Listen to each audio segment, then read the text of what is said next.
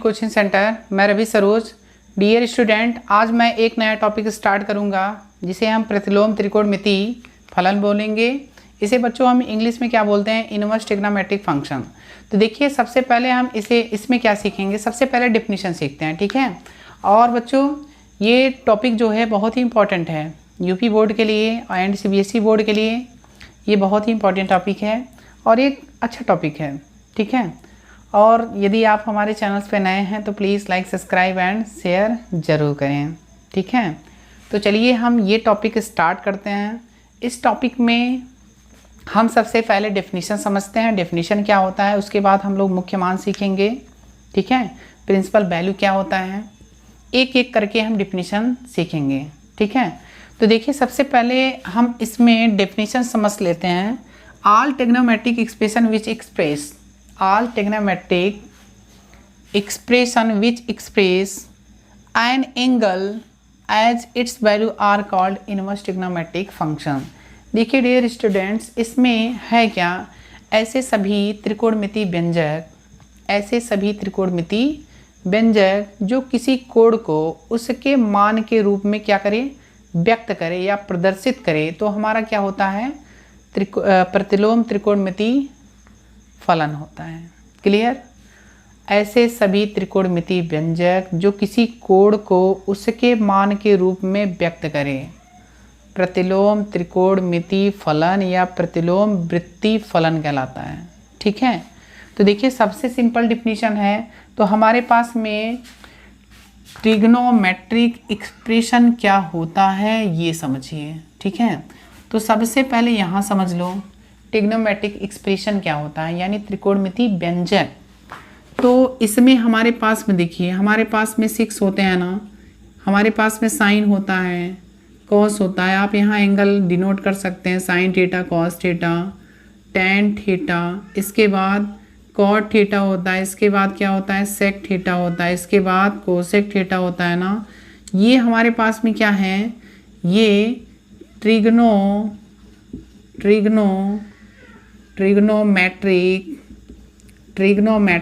Expression है, ठीक है। इसको हम लोग क्या बोलते हैं, ट्रिग्नोमेट्रिक एक्सप्रेशन यानी त्रिकोणमिति व्यंजक।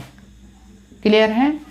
अब हमारे पास में ये थीटा है ना, हम इसको कन्वर्ट करेंगे। देखिए जैसे हमारे पास में अगर हम यहाँ पे दैट इज की बात करें, देखिए ध्यान से, हम यहाँ पे क्या लिख सकते हैं, हमारे पास में साइन थीटा होता है कि नहीं, हम लेट कर लेते हैं साइन थीटा इक्वल टू क्या, एक्स, ठीक है।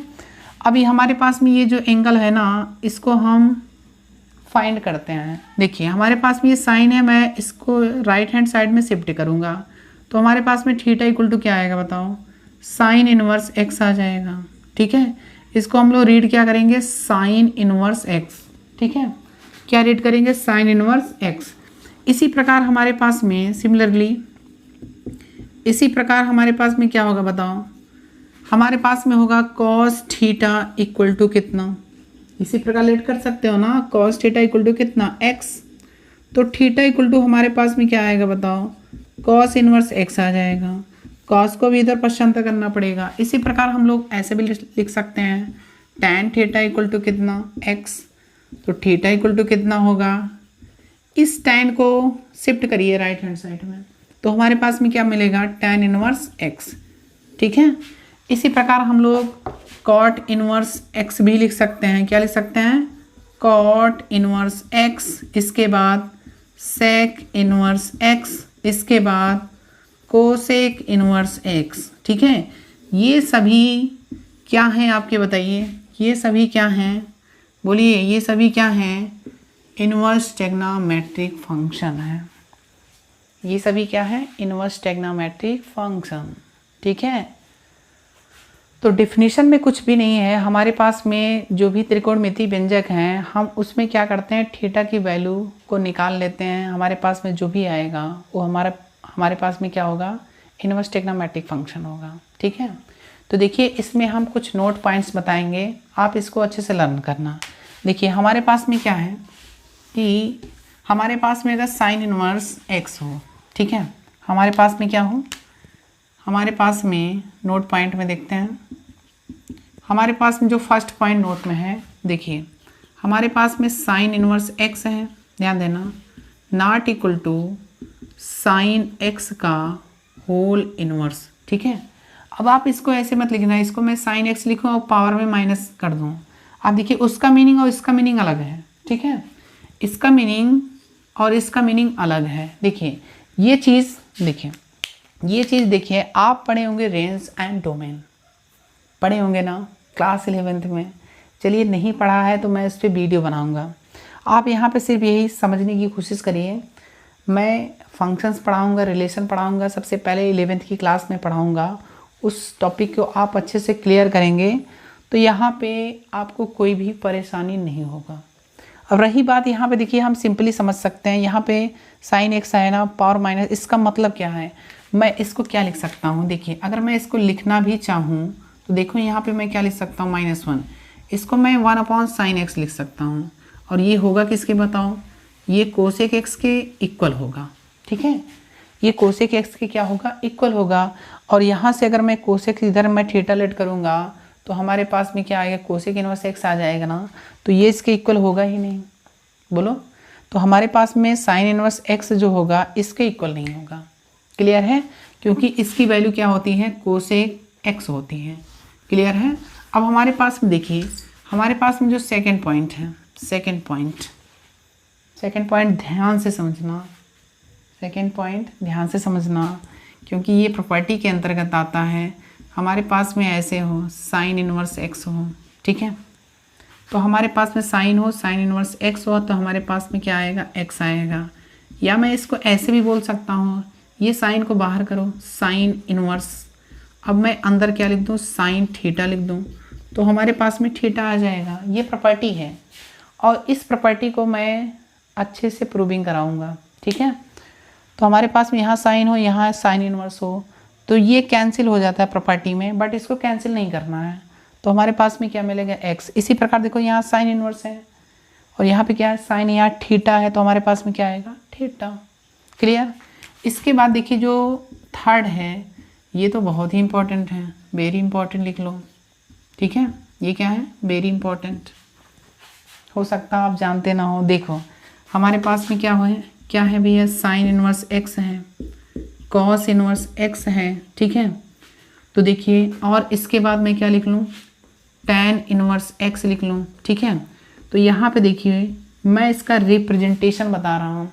साइन इनवर्स एक्स को मैं ऐसे भी लिख सकता हूँ, ARC sine x, ARC sine x. इसको क्या लेट करेंगे, arc sine x, arc sine of x, ठीक है। इसी प्रकार मैं इसको भी लिख सकता हूँ, इसको क्या लिख सकता हूँ, देखो यहाँ पे, यहाँ मैं रफ कर देता हूँ, ठीक है। देखिएगा ध्यान से, देखिए हमारे पास में अगर ये आ जाए, कॉस इनवर्स एक्स आ जाए, तो इसको मैं क्या लिख सकता हूँ, arc cos of x, cos of x, clear.